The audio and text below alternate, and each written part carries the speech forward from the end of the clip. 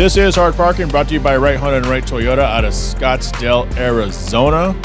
I'm your host, Jhae Pfenning, recording from my home studio in Gilbert, Arizona. That's Gilbert, if I said that too fast.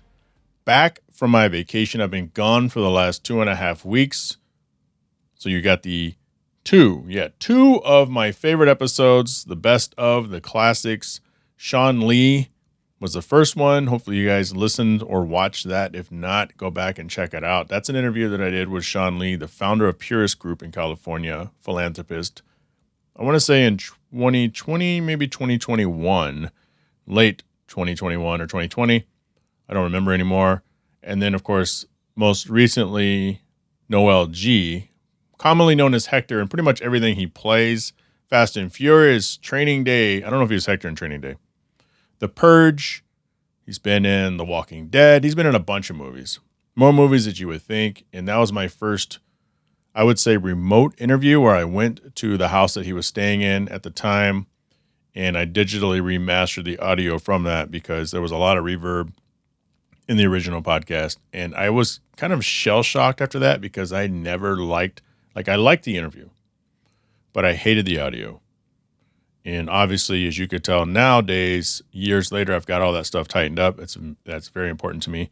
But I wanted you to go back and listen to or watch both of those because they were really good conversations. I would say they're less interviews and more conversations. And that's what this podcast is about.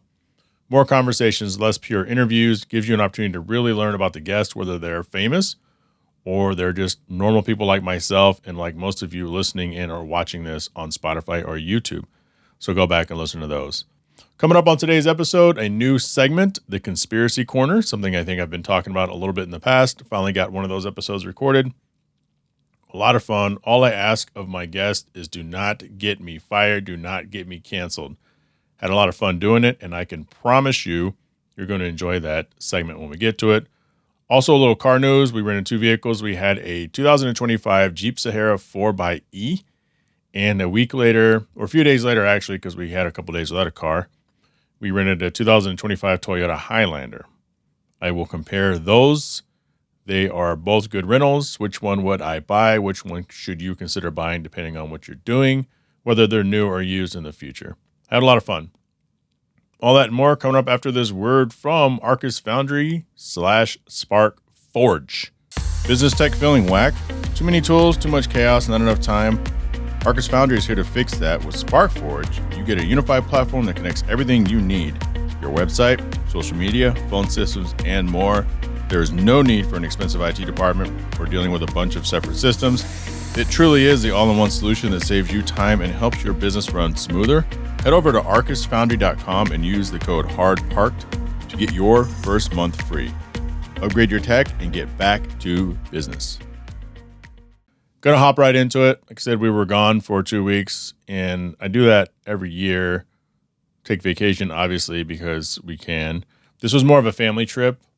It was a good opportunity for our kids and our grandkids to go up north and for a lot of the extended family to meet the children. Some of them have met Zeke before, as he's the oldest. He'll be 7 soon. But none of them, unless they came down here or was with us in Puerto Rico, had met Nova. Almost no one's met Naya, and no one's met Aleda. And so we were in Michigan for a while, got an opportunity to link up with friend of the show, supporter of the show, Dwayne of Big House Small Home Design, as well as Marcus. So shout out to those guys. I did not get a chance to get with everybody in Michigan. We got a lot of supporters all over the place. But the times that I was able to link up with my family and friends, we're more friends. I don't have any real family in Michigan except for by extension of my wife. But we got to hang out with a lot of the cousins, and it was a blast. One of the cousins, one of my nieces, I think she's technically my niece. We haven't seen her since we moved here. We've seen her sister a few times. She even went on vacation with us, but it's always a good time to kind of unplug and hang out with family. And if you have a larger family, whether it's yours or your partner's family, it's kind of a big deal. I don't have a big family. I have a very small family. There may be more people in the family, but we don't really hang out or know each other. My wife's family, you don't really have to search hard to find cousins, nephews, nieces, uncles. It's always kind of good to kind of do those things. We stayed at an Airbnb, one of the many lakes in Michigan, not nearly as many lakes as in Minnesota, which is coming up in a few seconds. But, oh, sorry, Mark Stoneman. I apologize. I blew past your name. Thank you so much, Mark, and your son Jackson for coming up to the rental house and hanging out with me for a couple hours as well. Mark Stoneman, also a strong supporter of the podcast. Thank you so much. Had a couple pops. I actually didn't get out on the lake when we had the Michigan home, and the lake was nice. It was really warm. It was a really shallow lake from what I understand. The only time I actually put foot in the water was the day that I was working from the Airbnb and the entire family went up north to check out some other stuff. I don't get PTO, so when I'm gone during the week, I try to work remotely. Fortunately, I have a job that I can do that. Not everybody has a job where they can work remote, so I try not to complain about it too much. But just the nature of what I do for work allows me to work remotely. And I don't get, like I said, PTO because I'm a contractor. If it's a holiday like July 4th, I get paid for holidays. But for July 4th, we spent the entire day at the lake with the family. We had to get up and get there early. I think we pulled in around 8:40 in the morning, and we didn't pull out of there until pretty much midnight because of the traffic. But we knew what we had ahead of us because when we lived there, we did that almost every 4th of July. So it's kind of one of those deals where you have to make a day of it. It's one day of the year. In our case, it's one day in quite a few years. After we finished up in Michigan, we went down to Chicago for 2.5 days. I think ever since Zeke was born, which is my oldest grandkid, my wife has been begging for us to go to Chicago so she can take him to Shed Aquarium. And, you know, all the things that the firstborn child gets and or the firstborn grandson gets, all those bennies, all those benefits. So we finally were able to do that. Took them to the Navy Pier, took them to Shed Aquarium, had a great time.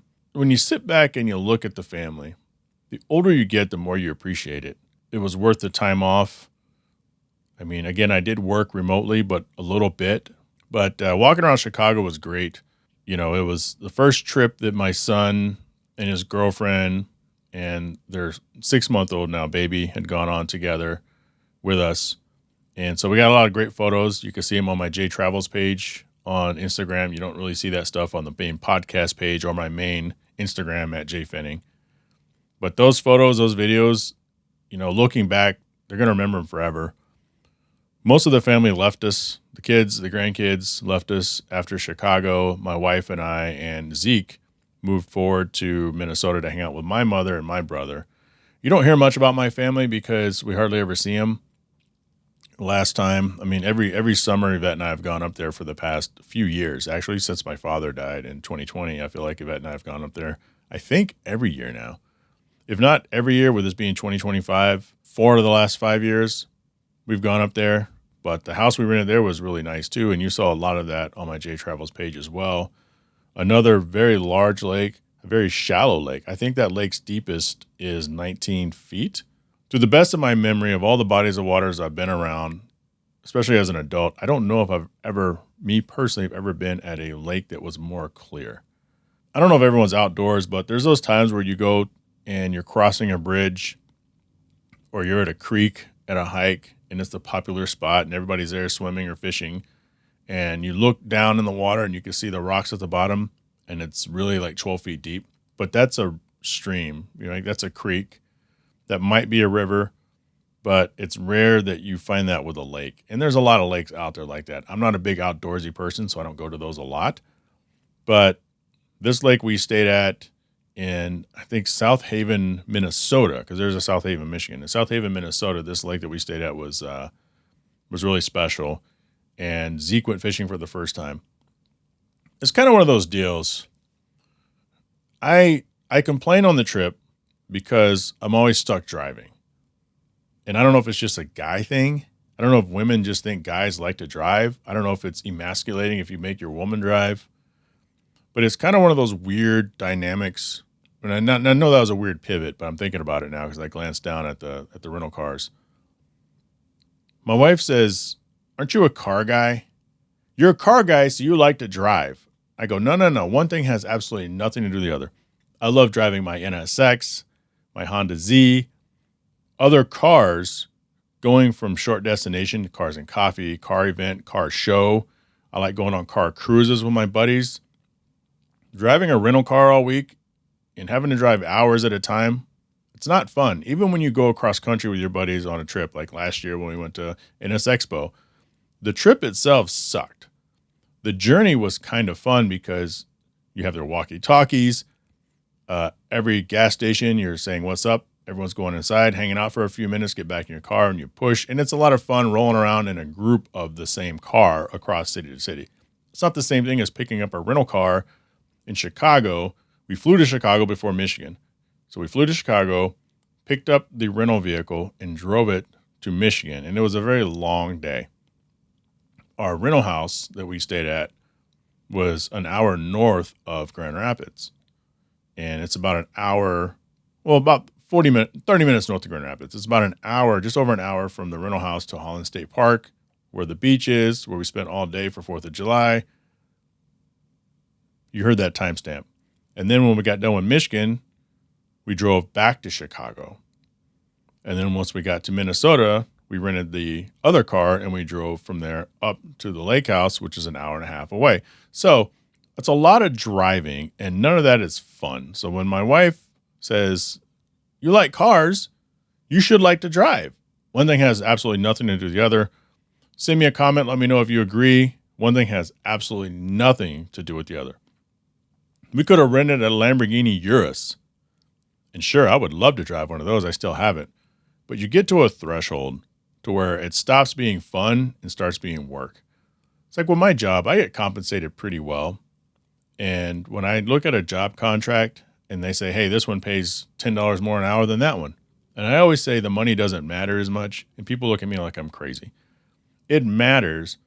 But if this job over here wants to pay me $20 an hour more than this other job, you know, within the first week or two on a job, you don't even think about the money. You say, God, this travel sucks. These people are crazy. People at work, they're mean, they're aggressive. And the money, you don't even think about the money. You just think about your happiness with the job, the fulfillment. And if you can't wait to get out of there, or if you can't wait to get a job extension, driving a rental car is the same way. You drive it around, you take pictures of it, you take videos of it, you review it, and you're done. But when you're driving sometimes 5 hours a day, if not more, depending on where you are on the trip, that ain't fun. Meanwhile, boy, it must be nice to sit in the passenger seat and crush social media and take a nap. And then when you get to where you're going, say, oh, I need some coffee because I'm really tired. It sure is tiring riding in the passenger seat. Meanwhile, I'm trying to stay awake behind the wheel. Maybe the kid behind us has their iPad on because they refuse to put their headphones on.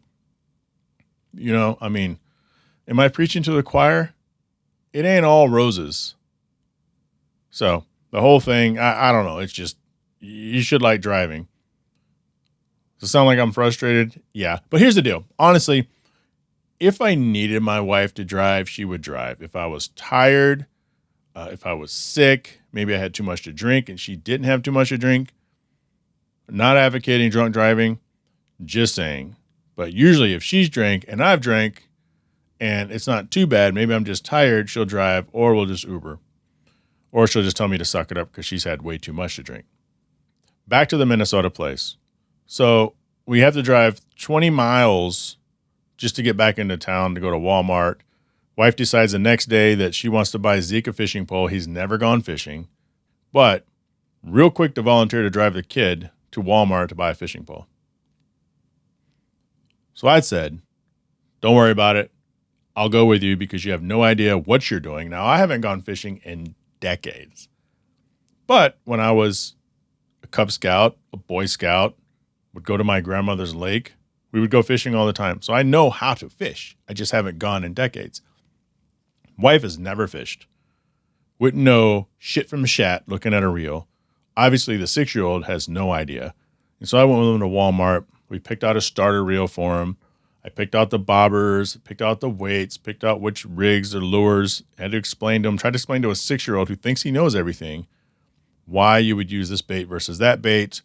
Very frustrating when they think they know everything. They don't know shit. My wife has no idea. So we buy a fishing pole. We go back to the house. I get it all rigged up, and the kid has the time of his life. And you know what? After all that hoo and hollering, I'm glad we bought him a fishing pole. And and I'm glad I went with him, and I'm glad we experienced that. First thing he caught within 5 minutes, quite literally 5 minutes of fishing off the dock, was a largemouth bass. Wasn't a big one, maybe a pound and a half. Took it off the hook. Wife didn't want to touch it. Kid has no idea. So I took it off the hook, and then throughout the course of the next day, he probably caught, I want to say he caught 4 or 5 more fish. None of them were that big. There was a bluegill he caught that was probably a half pound, which is a really good size for a bluegill. Those of you who have any idea of what I'm talking about will agree with me, especially off the dock fishing.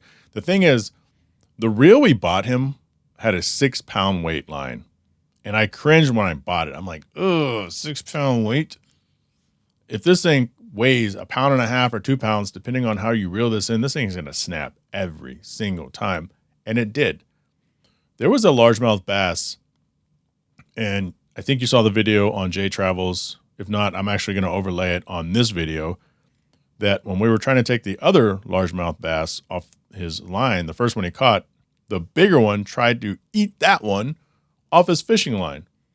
That one later, we caught it, and it snapped the line once, if not twice, because the line got snapped twice by fish that we visibly saw. Another fish he caught on the paddleboard, well, we were paddling.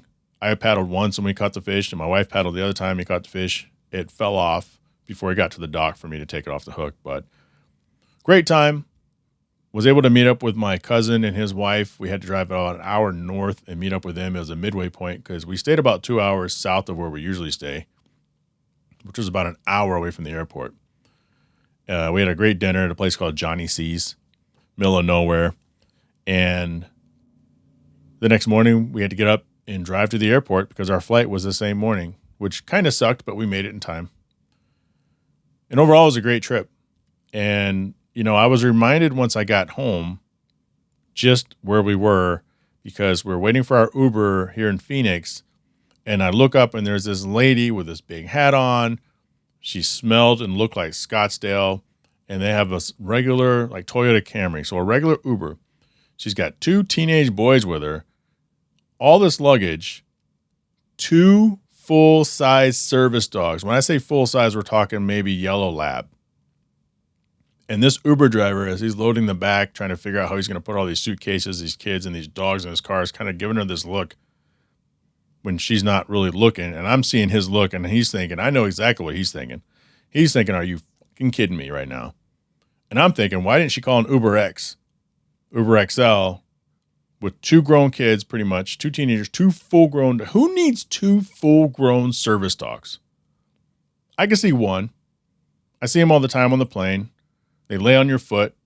People want you to think they're cute. I love dogs. I don't understand having a service dog that big. I just don't. That's just me. Not trying to trigger any of you. Cancel culture is dead, so get off me. But 2 full-size service dogs. She's got, was it one for each kid?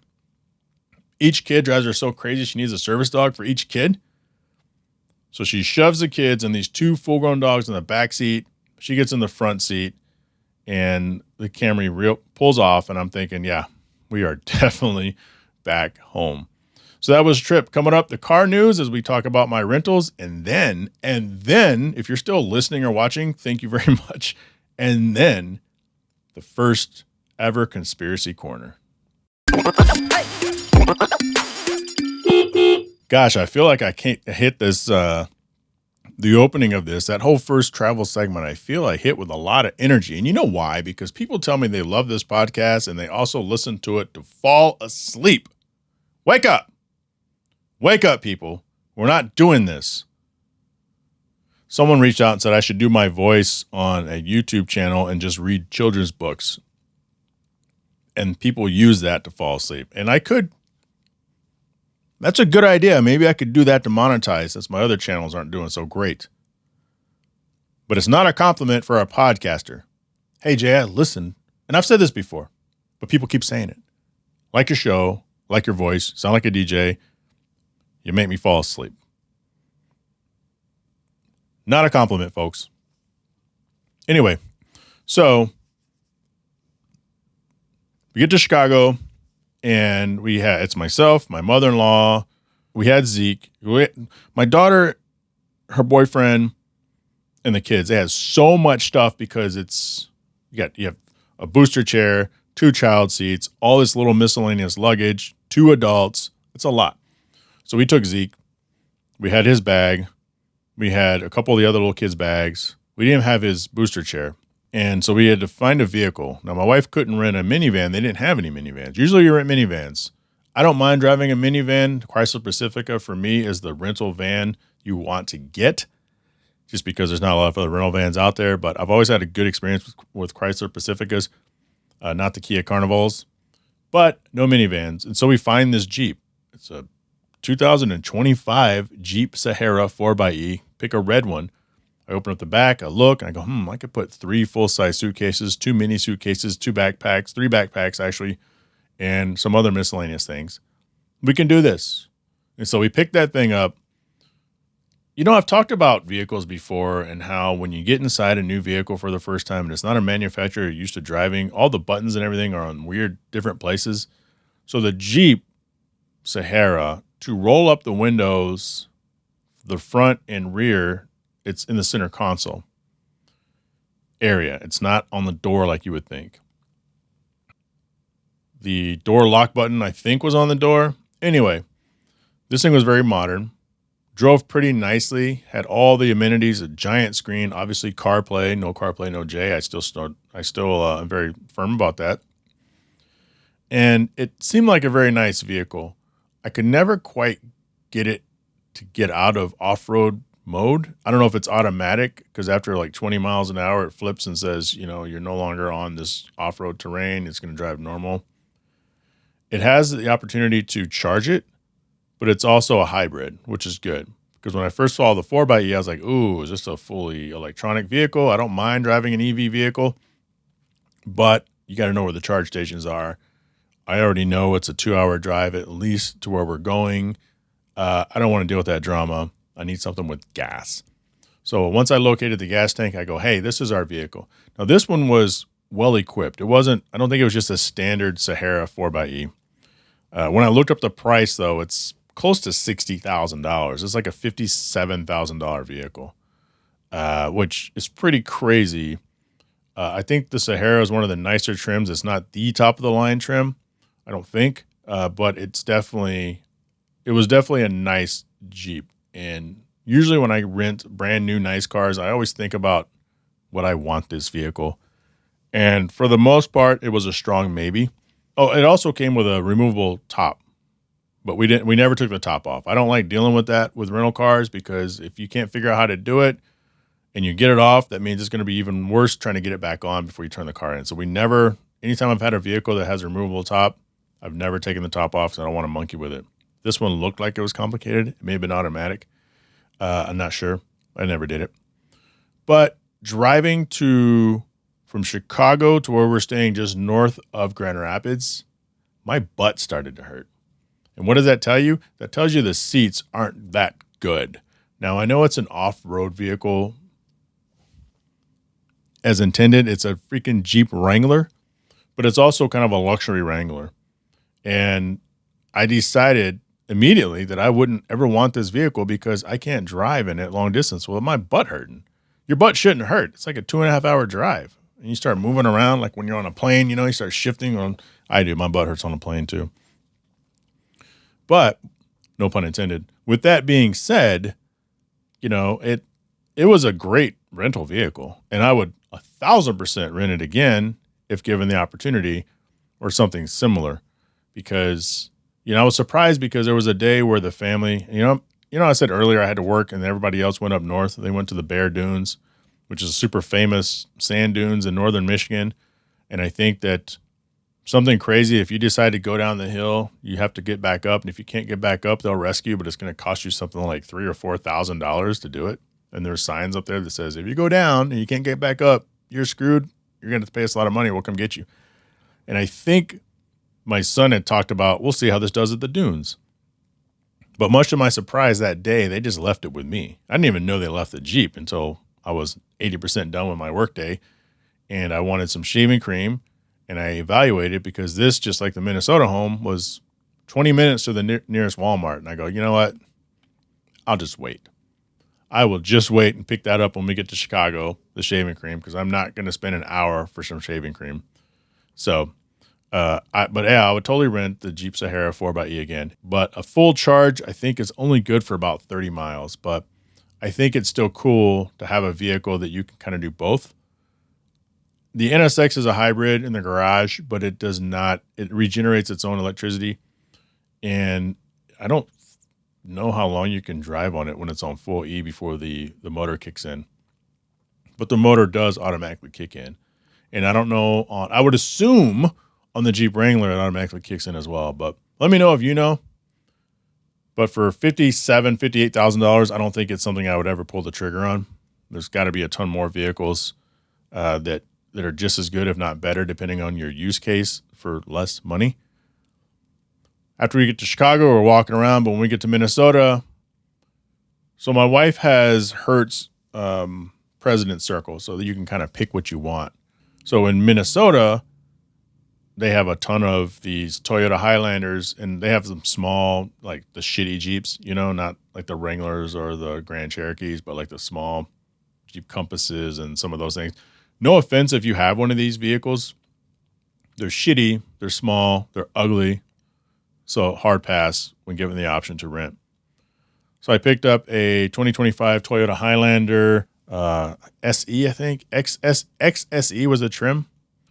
As expected, Toyota makes great vehicles. I uploaded it, tagged Right Toyota. Obviously, Right Toyota had nothing to do with this because I was in Minnesota. Right Toyota's here in Scottsdale, Arizona. However, with that being said, it was a dark gray color. The Jeep was bright red.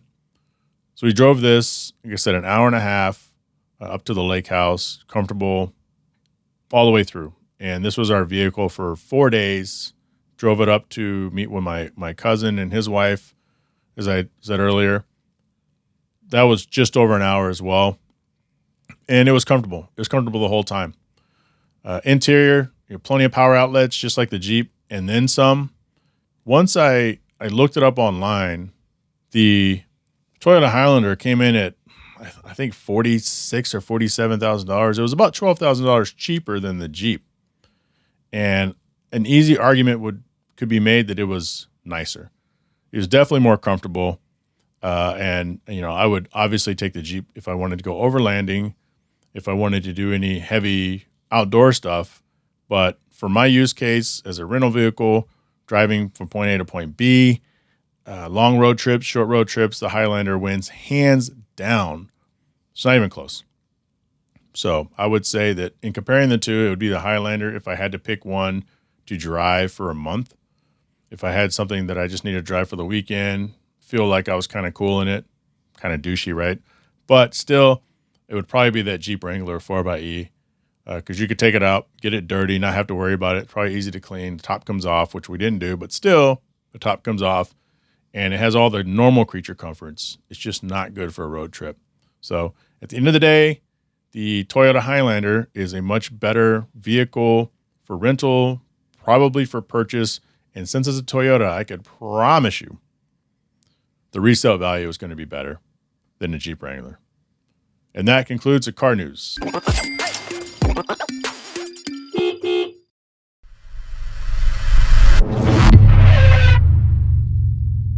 All right, well, this is the Conspiracy Corner. The conspirator is the one who brings up the topic. I will engage when I need to. Try not to get me canceled. Your time starts now. We have 10 minutes. What are we conspiring about today? Go. Today we are going to talk about the alien agenda, if there is an alien agenda. Back in 2024, during the election, they were doing a lot of. Remember the drones that were so big flying over New Jersey and nobody knew what they were and nobody wanted to shoot them down, but then one crashed and we didn't hear about what it was and we never really got a solid answer on that. So my conspiracy theory is that those drones were definitely advanced vehicles, possibly by another country, as a show of force to say, hey, look, we're going to fly these over your town and there's nothing you can do about it. And the government really didn't have an answer for it. And it kind of caught us with our pants down. But I think a lot of the drones and technology, and there's other.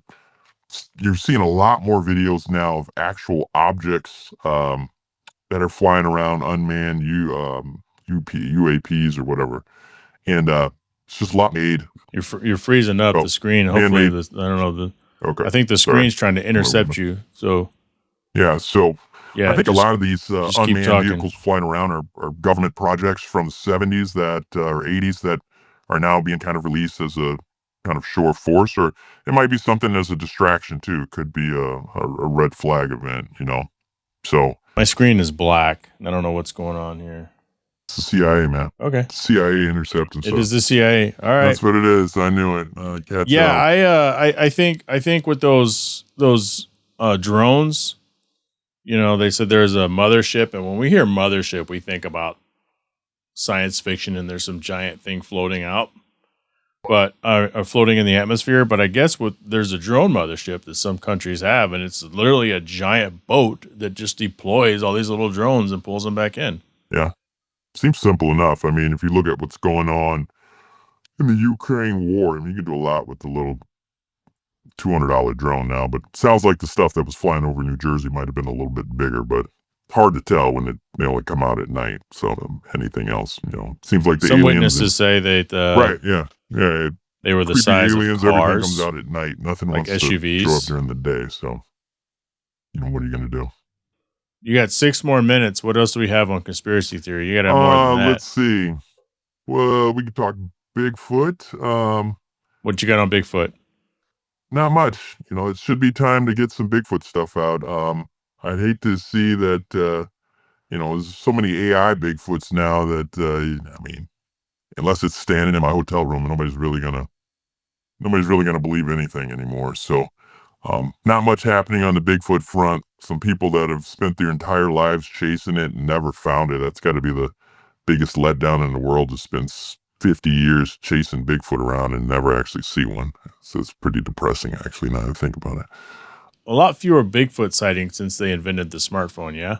Yeah, that's funny how that works. You would think it would be the opposite. Everybody's walking around with a phone, and we've getting less and less actual reports of people with phone. Now, don't get me wrong, if there was a Bigfoot standing in my room right now, I probably wouldn't grab my phone or pan the camera over. I'd probably, do some life-saving things first, but, there's a little part of me, I think, would at least try to get a photo on the way out the door. But, yeah. Bigfoot. What are you going to do? Do you believe in Bigfoot? I do. I've had some crazy stuff happen in the woods. I do a lot of fly fishing, and I've been in some places that, kind of give you a shiver every once in a while.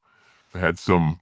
What is your Bigfoot story? Well, I have some friends of mine. If you believe in Bigfoot, you have to have some sort of reason why you think Bigfoot is a thing. So a couple friends and I went hiking in Colorado on one of the 14,000 foot mountains. I can't think of which one. But we spent the day. We started in the parking lot, which is about 9,000 elevation and feet. So that would be Pikes Peak. That might be it. And so we were hiking, and in the parking lot, it was raining. And by the time we got halfway up, it was snowing. And then once we got higher than the tree line, it was really snowing. So we're at the top of this outlook, and it's like blizzard-like conditions. And we get to the top, and we didn't get to the top of the mountain because it was whiteout conditions, and I knew there was a ledge and a drop off, and then you just couldn't see.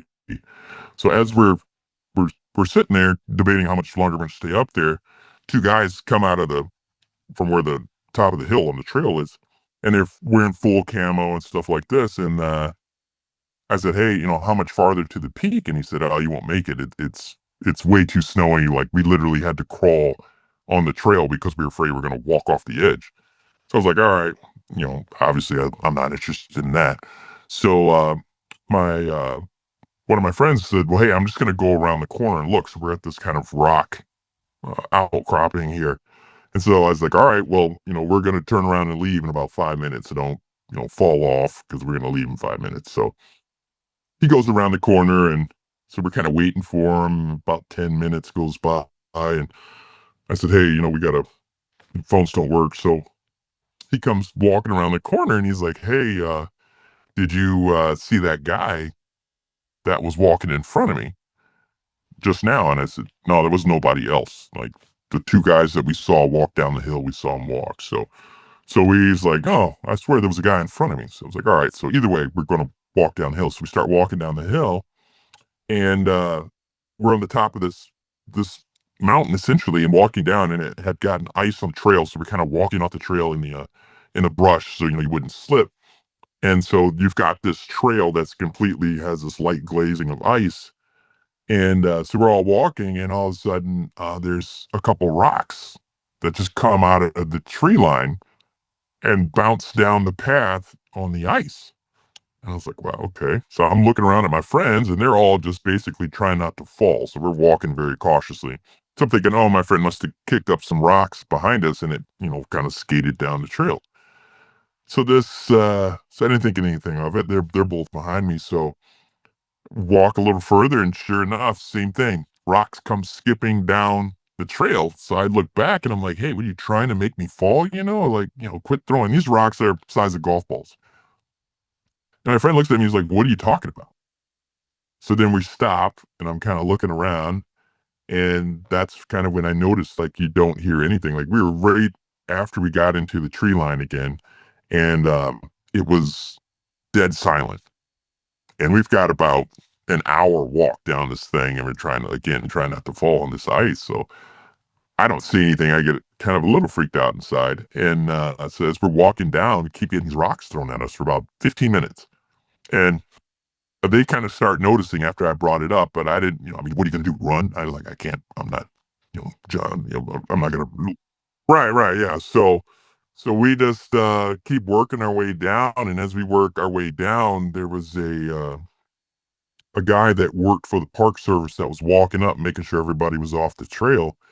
And I kind of ran into him, and I said, hey, be careful. Somebody's throwing rocks at us up there. And he's like, oh, is there somebody else behind you guys? I'm like, I don't think so, but it's kind of weird we're getting rocks thrown at us out of the woods. I don't know who would walk off the trail just to do that. So there's my Bigfoot story.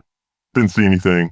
Wasn't looking to see anything. You just so, you just assumed that was a Bigfoot, huh? It was hanging out in Colorado on his hand or something that was throwing rocks at us. Do you think that the Bigfoot is a single being, or is a race of beings? I think Bigfoot is an alien created being that is a worker bee from a long time ago, back when they built the pyramids and everything. I think Bigfoots, as slaves, built the pyramids for their alien gods.